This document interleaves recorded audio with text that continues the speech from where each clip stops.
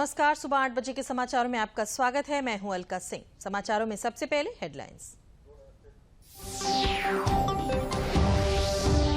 प्रधानमंत्री नरेंद्र मोदी का उज्बेकिस्तान के समरकंद पहुंचने पर किया गया स्वागत। प्रधानमंत्री समरकंद के 2 दिवसीय दौरे पर हैं। शंघाई सहयोग संगठन के सम्मेलन में लेंगे भाग।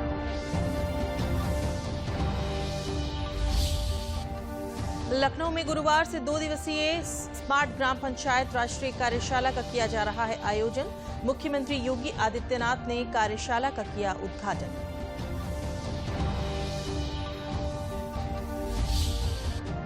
राजधानी लखनऊ में भारी बारिश और जलभराव के कारण कक्षा 1 से लेकर 12 तक के शहरी एवं ग्रामीण क्षेत्रों के समस्त सरकारी, गैर सरकारी, प्राइवेट विद्यालयों को आज बंद करने का जिलाधिकारी सूर्यपाल गंगवार ने दिया आदेश। और प्रदेश में भारी बारिश के कारण जनजीवन अस्त व्यस्त। राजधानी लखनऊ में जगह जगह जलभराव के कारण यातायात हुआ प्रभावित। कई जगहों पर विद्युत और जलापूर्ति भी हुई प्रभावित। अभी कल तक जारी रहेगी बारिश।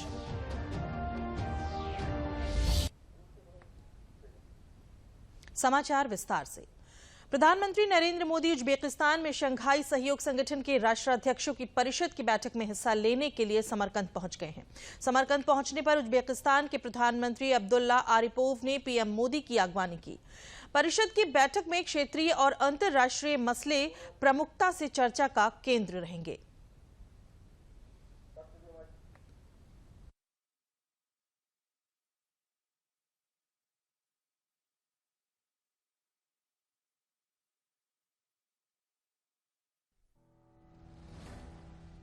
रूस यूक्रेन के बीच जारी जंग और चीन ताइवान में तनाव जैसे मौजूदा वैश्विक हालात के बीच शुक्रवार को उज्बेकिस्तान के शहर समरकंद में जब शंघाई सहयोग संगठन यानी एसईओ के राष्ट्राध्यक्षों की परिषद की 22वीं बैठक होगी तो क्षेत्रीय और अंतर्राष्ट्रीय मसले प्रमुखता से चर्चा के केंद्र में रहेंगे।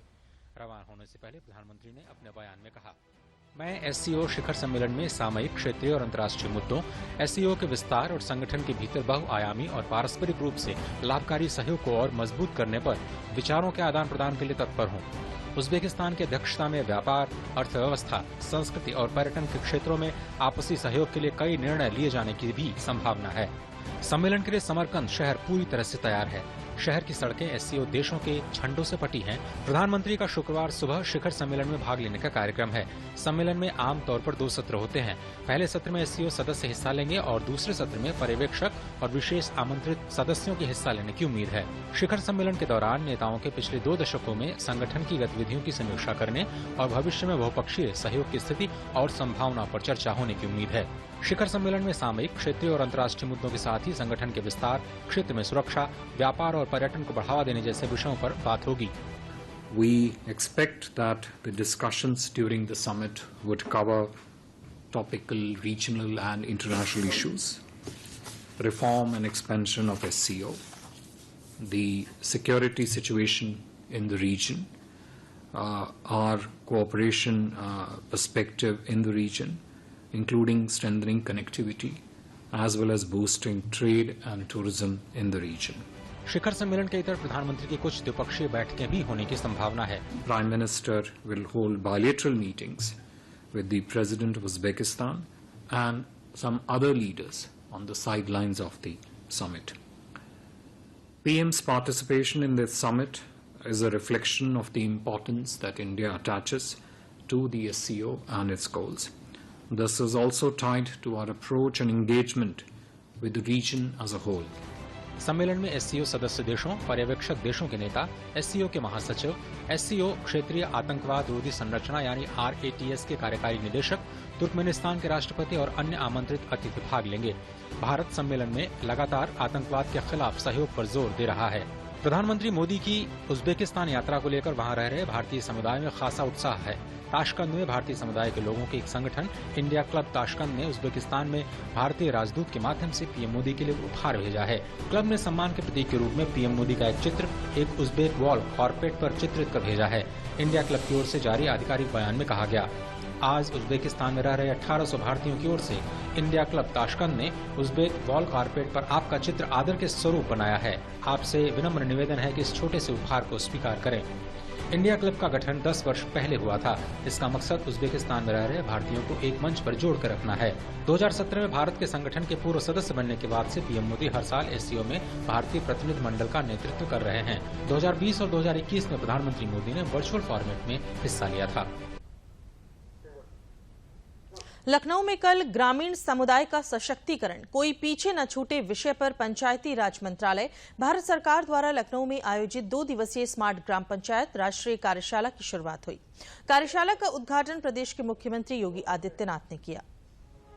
लखनऊ में आज ग्रामीण समुदाय का सशक्तिकरण कोई पीछे न छूटे विषय पर पंचायती राज मंत्रालय, भारत सरकार द्वारा लखनऊ में आयोजित 2 दिवसीय स्मार्ट ग्राम पंचायत राष्ट्रीय कार्यशाला की शुरुआत हुई। कार्यशाला का उद्घाटन प्रदेश के मुख्यमंत्री योगी आदित्यनाथ ने किया। साथ ही उन्होंने ई-लर्निंग प्लेटफॉर्म का भी शुभारंभ किया, जिसके सहयोग से विद्यार्थी एक क्लिक के माध्यम से कई प्रशिक्षण सत्रों में भाग ले सकते हैं और सर्टिफिकेशन कोर्स कर सकते हैं। मुख्यमंत्री योगी ने कहा कि अगर ग्रामीण क्षेत्रों में हाई स्पीड इंटरनेट और फ्री वाईफाई की व्यवस्था करते हैं तो प्रदेश के जीडीपी में बढ़ोतरी दिखाई देगी, जो 7 से 8% तक बढ़ सकती है।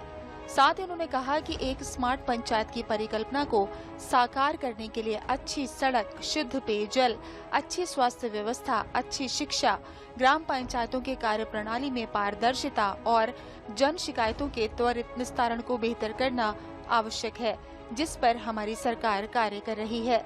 प्रदेश के सभी 58,000 ग्राम पंचायतों में ये सभी सुविधा देने के लिए उत्तर प्रदेश सरकार प्रतिबद्ध है और उस कार्य को तेजी से आगे बढ़ा रही है। उत्तर प्रदेश राज्य के संदर्भ में अगर हम देखें तो यहाँ पे लगभग 32-33% ही अभी ग्रामीण क्षेत्र में हमारे पास इंटरनेट और वाईफाई की सुविधा है। अगर हम जो लोग उपयोग करते हैं, अगर इसको उपयोग करने वाले ग्राम पंचायतें और गांवों के लोगों को जोड़ करके से हम 85 से 90% करेंगे तो यूपी की जीडीपी में इसके कारण ही लगभग 7 से 8% की बढ़ोतरी स्वतः स्फूर्त भाव के साथ केवल हम तकनीक का उपयोग करते हुए हाई स्पीड इंटरनेट की सेवाओं का विस्तार और ग्राम पंचायतें उसका उपयोग करना प्रारंभ कर देंगे तो जीडीपी में बढ़ोतरी होती हुई दिखाई देगी और उत्तर प्रदेश आसानी से उस लक्ष्य को प्राप्त करने में सफल हो सकता है। साथ ही उद्घाटन सत्र को संबोधित करते केंद्रीय ग्रामीण विकास एवं पंचायती राज मंत्री गिरिराज सिंह ने कहा कि हमारा लक्ष्य है कि टेक्नोलॉजी का सहारा लेकर पंचायत भवन में बच्चों के लिए ई-लाइब्रेरी, किसानों के लिए ई-फार्मर और हमारी बहनों के लिए रोजगार को स्थापित किया जा सकता है। ये स्मार्ट पंचायत की बात, टेक्नोलॉजी आज मेरे जीवन का एक अंग बन गया है। आज मुझे कुछ जानना होता है, हाथ में स्मार्टफोन होता है, गूगल बाबा शिक्षक होते हैं, उनसे पूछ लेता हूं। भाईयूज को तो देखने के लिए भी समय लगेगा, वहीं पूछ लेता चलती ट्रेन में। हमारा लक्ष्य है कि टेक्नोलॉजी का सहारा लेकर के पंचायत भवन में क्या बच्चों के लिए डैशबोर्ड बना करके ई-लाइब्रेरी, किसान के लिए ई-फार्मर और हमारी बहनों के लिए ई-रोजगार जो सेल्फ हेल्प ग्रुप में है, ये आराम से कर सकते हैं। सम्मेलन में आए हुए प्रतिनिधियों ने कहा कि उन्हें यहाँ आकर अपना विचार साझा करने और दूसरों के अनुभवों से सीखने का बड़ा मौका मिला है। इसमें जैसे कुछ है, हमने लोकली के लिए जैसे मथुरा वृंदावन के लिए तुलसी माला मेकिंग डिवाइस किया। वहाँ पे जेंट्स भी यूज करते हैं उसको, लेडीज भी यूज करती हैं और काफ़ी ज़्यादा लोग हैं, मतलब उससे 2,500 से 3,000 SHG मेंबर्स हैं। उसमें लेडीज मैक्सिमम लेडीज है और 40 to 60 ऐसे रेशियो है। 40% जेंट्स है, 60% लेडीज है जो काम करते हैं। जैसे कि हम डिस्ट्रिक्ट राजौरी जम्मू जेंट के स्टेट से हैं और वहाँ का ये है कि हमने अपनी पंचायत में पंचायत सैनपुर और वेस्ट ब्लॉक में डिस्ट्रिक्ट राजौरी, और वहाँ पे हमने लेडीज़ के ग्रुप से बहुत अलग अलग पार्ट में डिवाइड करके रखा हुआ है। एक पार्ट है हमारा पाइन नीडल्स, जैसे हमारे वहाँ चिड़ के पेड़ बहुत ज़्यादा होते हैं जंगल में, और उनको वेस्ट होता है, वेस्ट कन्वर्ट इनटू वेल्थ हमने किया है। उन वेस्ट को उठा के, जिससे वो आग लगने का खतरा भी होता है गर्मियों में, और उनको हमसे हम टोकरियाँ, बेसिस और ये डोर मैट और इस टाइप की चीज़ें क्राफ्ट्स, हैंडी क्राफ्ट्स तैयार करते हैं। ऐसे सम्मेलन के आयोजन में हुए वैचारिक मंथन से निकला हुआ अमृत आने वाले समय में स्मार्ट पंचायत और ग्रामीण विकास में अपनी बड़ी भूमिका अदा करेगा। Bureau report, DD news, Lucknow. Greater Noida में चल रहे अंतर्राष्ट्रीय डेयरी महासंघ विश्व डेयरी शिखर सम्मेलन 2022 का गुरुवार को समापन हो गया। सम्मेलन में करीब 50 देशों के 1500 से अधिक विशेषज्ञों, किसानों और नीति योजनाकारों सहित वैश्विक व भारतीय डेयरी हितधारकों ने भाग लिया और अगले 25 साल में डेयरी सेक्टर के विकास के लिए क्या करना है, इस पर चिंतन मनन किया। देखते हैं ये खास रिपोर्ट। ग्रेटर नोएडा में हुए अंतर्राष्ट्रीय डेयरी महासंघ विश्व डेयरी शिखर सम्मेलन 2022 का शानदार आगाज के साथ भावनात्मक सहकारी संबंधों के साथ समापन हो गया। 12 से 15 सितंबर तक चले इस 4 दिवसीय IDF WDS 2022 में करीब 50 देशों के 1500 से भी अधिक विशेषज्ञों, किसानों और नीति योजनाकारों सहित वैश्विक व भारतीय डेयरी हितधारकों ने भाग लिया। सम्मेलन के विषय पर मीडिया से बात करते हुए केंद्रीय पशुपालन, डेयरी व मत्स्य पालन मंत्री परषोत्तम रुपाला ने कहा कि डेयरी सेक्टर का सामर्थ्य न सिर्फ ग्रामीण अर्थव्यवस्था को गति देता है, बल्कि ये दुनिया भर में करोड़ों लोगों की आजीविका का भी प्रमुख साधन है। कई नए सुझाव इस डेलिब्रेशन में आए हैं और मैं मानता हूं कि भारत के लिए जो हमारे प्रधानमंत्री जी आत्मनिर्भर भारत की उन्होंने एक नई बात छेड़ दी है, सो मैं जरूर कहना चाहूंगा कि ये सेक्टर ही हमारा ऐसा है जो आत्मनिर्भर भारत में अभी वर्तमान नए भारत में इनका नेतृत्व कर सकता है। सम्मेलन की सफलता पर प्रतिक्रिया देते हुए राष्ट्रीय डेयरी विकास बोर्ड के अध्यक्ष मिनेश शाह ने इसे ऐतिहासिक अवसर बताया।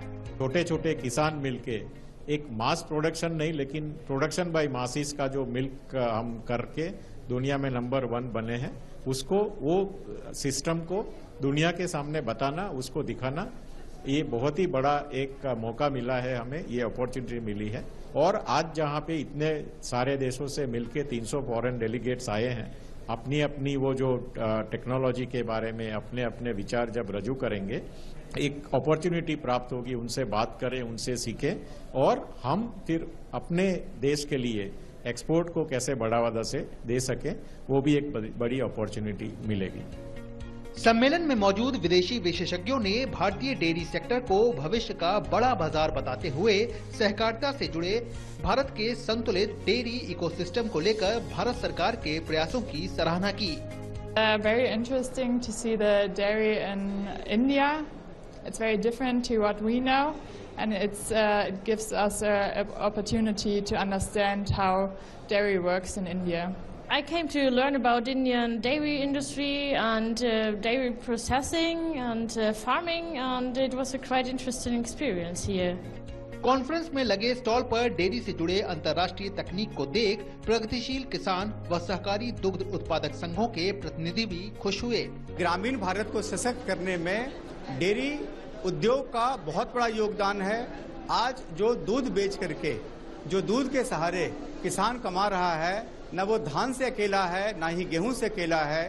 धान और गेहूं दोनों को अगर मिला लिया जाए, उससे भी दूध से ज्यादा आमदनी किसानों को हो रही है। जो कॉन्फ्रेंस हुई है डेयरी सेक्टर की, ये बहुत ही महत्वपूर्ण थी किसानों के लिए और हम जैसी यंग पीढ़ियों के लिए बहुत महत्वपूर्ण है, क्योंकि बहुत सारी चीजों को किसानों को एक एक्सपोजर मिला है।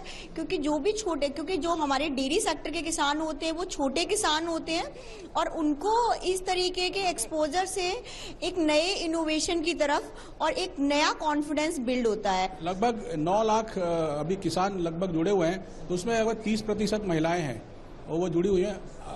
जहाँ पुरुष एक सोसाइटी में जो मेंबर होते हैं कई पुरुष और महिलाएं हैं, लेकिन घर पे दूध का काम तो ज्यादातर महिलाएं ही करती, तो ये पैसा अधिकतर महिलाओं के हाथ में जा रहा है, तो उनका सशक्तिकरण हो रहा है इससे। IDF WDS के दौरान dairy for nutrition and livelihood विषय पर 24 सत्रों का आयोजन किया गया, जिनमें प्रत्यक्ष व अप्रत्यक्ष रूप से जुड़े 75 लाख से भी अधिक किसानों व पशुपालकों ने भाग लिया और अगले 25 साल में डेयरी सेक्टर के विकास को लेकर अपनी प्रतिबद्धता जताई। सुल्तानपुर के एक दिवसीय दौरे पर आए उप मुख्यमंत्री केशव प्रसाद मौर्य ने लंबुआ विधानसभा क्षेत्र के दुबौली गांव में 80 लाख से नवनिर्मित कमल सरोवर का शुभारंभ किया। इसके साथ ही कमल सरोवर पर्यटकों के लिए खोल दिया गया है। उप मुख्यमंत्री ने कमल सरोवर के मध्य में स्थित भगवान श्री राम की भव्य प्रतिमा का भी अनावरण किया।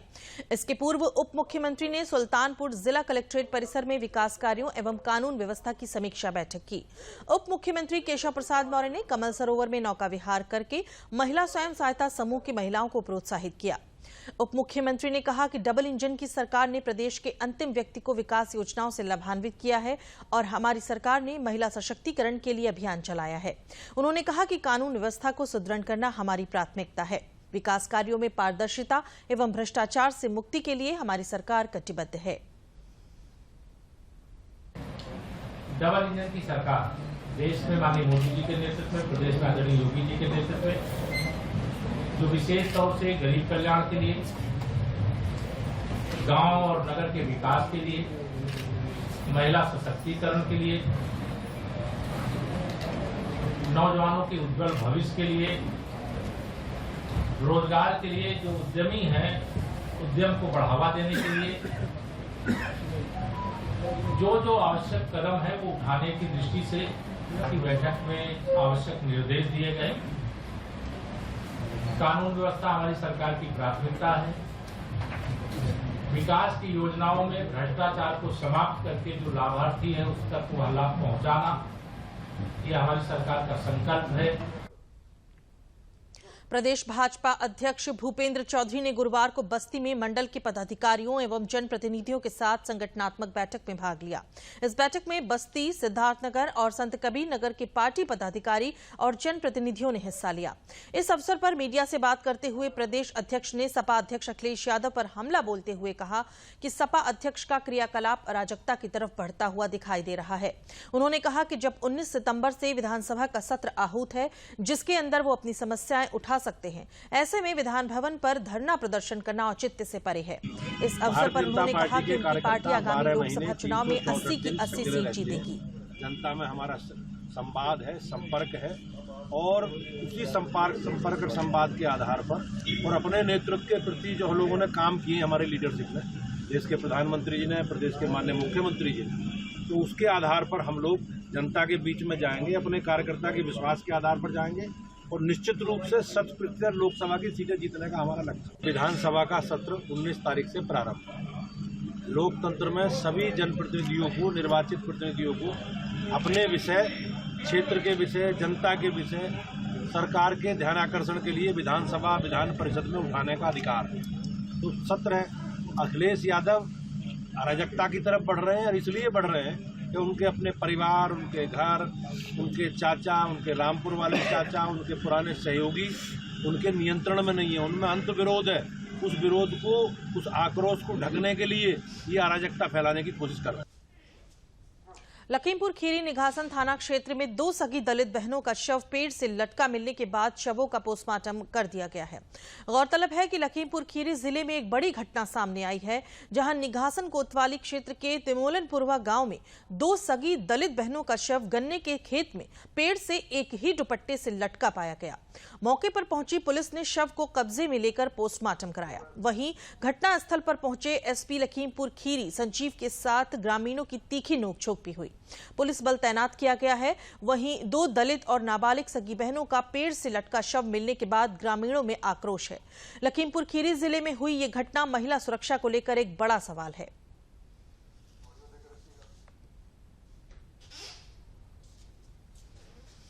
ये फ्रेंडशिप रिसेंट थी, उनको फुसलाया गया था, बहलाया गया था।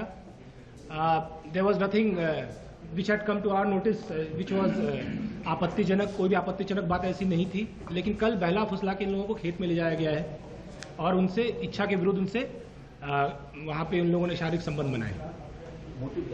इट्स अ प्रायर इन्वेस्टिगेशन, ये प्राइमरी इन्वेस्टिगेशन है।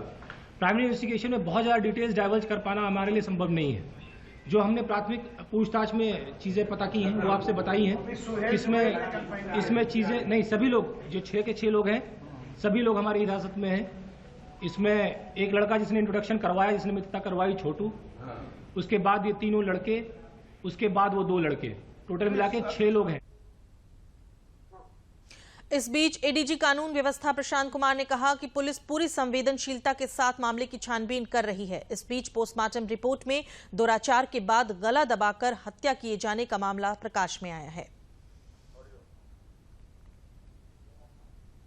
14 सितंबर के अपराह्न में ये सूचना निष्कासन थाना क्षेत्र पे ये प्राप्त हुई कि वहां 2 बहनों का शव लटका मिला है। वहां तत्काल पुलिस वहां मौके पर पहुंची तथा जो मृतका हैं उनकी माता जी के कंप्लेन पर मुकदमा दायर किया गया। लखनऊ से भी वरिष्ठ अधिकारी वहां मौके पर भेजे गए। त्वरित गति से अन्वेषण करते हुए इस केस की सभी पहलुओं को देखा गया। सारे फॉरेंसिक एविडेंसेस वहां कलेक्ट किए गए तथा 24 घंटे के अंदर ही सारे अभियुक्त, जिसमें से एक व्यक्ति नामजद था तथा 5 अन्य अभियुक्त इसमें गिरफ्तार किए गए हैं और उसमें एक अभियुक्त घायल भी हुआ है पुलिस कार्रवाई में। इस संबंध में पोस्टमार्टम की कार्रवाई पूर्ण की जा चुकी है। शव परिवारजनों को सौंपा जा चुका है, जो कि अपने रीति रिवाज से इस शव का अंतिम संस्कार करेंगे। उप मुख्यमंत्री ब्रजेश पाठक ने कहा है कि इस जघन्य हत्याकांड में जो भी शामिल होंगे उन्हें बख्शा नहीं जाएगा और कड़ी से कड़ी कार्रवाई की जाएगी। लखीमपुर की घटना बहुत ही दुखद है हमारे लिए। सरकार ने बहुत ही गंभीरता के साथ लिया। कल से ही हम लोग चिंतित थे। सरकार सीधे नजर बनाए हुए थी। आज मैं पूरे प्रदेशवासियों को बताना चाहता हूं कि लखीमपुर की घटना का पर्दाफाश हो गया है। उसमें मुख्य रूप से जुनैद, सुहेल, हफीजुर रहमान, कलीमुद्दीन और इसके साथ ही साथ आरिफ का भी नाम प्रकाश में आया है। जुनैद, सुहेल और हफीजुर रहमान ने ये बच्चियों को ले जाकर के पहले उनके साथ दुष्कर्म किया है, ऐसा भी बताया गया है प्रथम दृष्टया। रिपोर्ट आने के बाद और भी मैं स्पष्ट कर पाऊंगा पोस्टमार्टम के बाद। लेकिन अभी ये जो प्रकाश में आया है कि उसके बाद फिर उनकी गला दबाकर हत्या कर दी उनकी चुन्नी से। उसके बाद उनको हैंग किया। हैंग करने से पहले फोन करके उन लोगों ने कलीमुद्दीन और आरिफ को भी मौके पर बुलाया। उसके बाद ये दुखद घटना का अंजाम दिया है। इस प्रकरण में पूरी तरह से सरकार इन पर ऐसी कार्रवाई कठोर करेगी कि आने वाली पीढ़ियां की रूह भी कांपेगी इन अभियुक्तों की। और पूरी तरह से सरकार पीड़ित परिवार के साथ है। हर स्थिति में उनको न्याय मिलेगा। पूरे प्रकरण को हम फास्ट ट्रैक कोर्ट में ले जाएंगे और शीघ्र से शीघ्र सजा दिलाएंगे। इस घटना में पीड़िता के परिजनों को 25 लाख रुपए की आर्थिक सहायता, एक पक्का आवास एवं कृषि भूमि का पट्टा दिए जाने का मुख्यमंत्री ने निर्देश दिया है। प्रदेश सरकार के निर्देशों के बाद बाराबंकी जिले में टीम लगातार गैर मान्यता प्राप्त मदरसों का सर्वे कर रही है। जिलाधिकारी डॉक्टर आदर्श सिंह द्वारा एसडीएम की अध्यक्षता में गठित 3 सदस्यीय टीम, जिसमें बेसिक शिक्षा अधिकारी और अल्पसंख्यक अधिकारी द्वारा जिले में संचालित सभी मदरसों का सर्वे कर रही है। सर्वे के दौरान गठित टीम मदरसों में मिलने वाली सुविधाएं, इनकी आय के स्रोत समेत कुल 12 बिंदुओं पर सर्वे किया जा रहा है। जिला अल्पसंख्यक कल्याण विभाग के अधिकारी बालेंदु द्विवेदी ने बताया कि सरकार के निर्देश पर गैर मान्यता प्राप्त मदरसों का सर्वे हो रहा है, जिसमें 12 बिंदुओं पर सर्वे किया जा रहा है, जो कि 10 अक्टूबर तक किया जाना है। जिले में 100 से अधिक गैर मान्यता प्राप्त मदरसे हैं। उन्होंने बताया कि जब सर्वे पूरा होगा तब इसकी वास्तविक संख्या निकलकर सामने आएगी। शासन ने ये निर्धारित किया है कि जो गैर मान्यता प्राप्त मदरसे हैं जनपद के, उनका एक सर्वे करा लिया गया।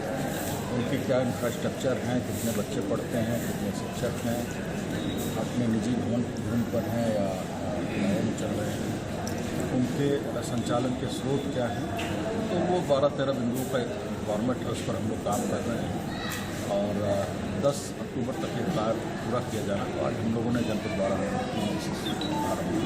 पिछले वर्ष एक हम लोगों ने रैंडम आधार पर एक जांच कराई थी। राष्ट्रीय बाल संरक्षण आयोग द्वारा हर वर्ष सूचनाएँ मांगी जाती हैं, तो हम लोगों ने जो एक रैंडम आधार पर कराया तो उसमें 90 के आसपास संख्या निकल कर आई। हम मानते हैं कि 10-5 ऐसे और होंगे जो या तो इस अवधि में नए खुले होंगे या सर्वे में रह गए होंगे। तो हम पूरी सूची मुकम्मल करेंगे और जो निर्देश है उसमें निर्धारित होगा।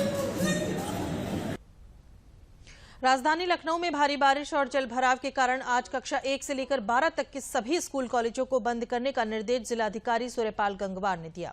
जिलाधिकारी द्वारा इस संबंध में जारी आदेश के अनुसार लखनऊ के नगर आयुक्त ने सूचित किया कि लखनऊ में भारी बारिश और जगह जगह जलभराव की समस्या है। इसी आधार पर जिलाधिकारी ने आज सभी बोर्डों के कक्षा 12 तक के शहरी एवं ग्रामीण क्षेत्रों के समस्त सरकारी, गैर सरकारी, प्राइवेट विद्यालयों में अवकाश घोषित किया।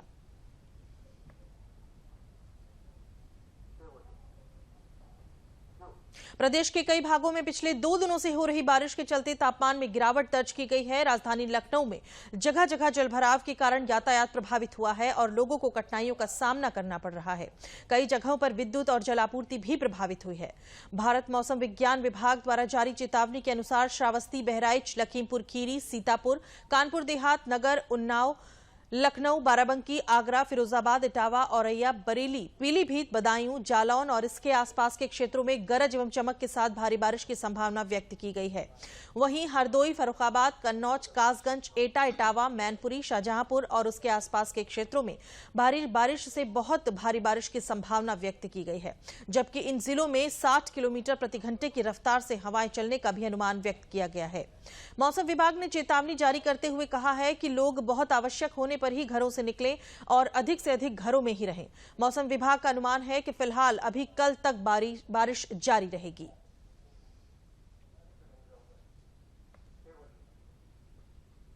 ललितपुर में हो रही भारी बारिश के चलते प्रमुख नदियां उफान पर हैं। गोविंद सागर बांध सहित जनपद के प्रमुख बांधों से लगातार जल की निकासी की जा रही है। आपदा प्रबंधन प्राधिकरण द्वारा 2 दिनों के बारिश के अलर्ट के चलते जिला प्रशासन द्वारा विभागों को अलर्ट मोड पर रखा गया है।